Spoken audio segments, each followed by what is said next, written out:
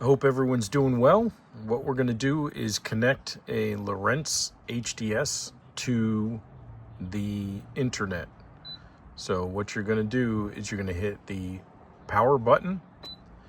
You're going to hit settings. You're going to go to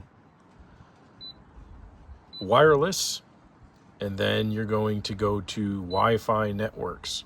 So I'm going to disconnect, and what you're going to see is all the Wi-Fi networks in the area. So this one's mine. You're going to put in your password. I put in connect automatically, remember, and it is a private network because it's my network, and that allows me to do updates over the internet and etc., as well as download updates. So now I am connected to this network. Actually, I know it does. So you'll see connect to the internet and it'll say already connected.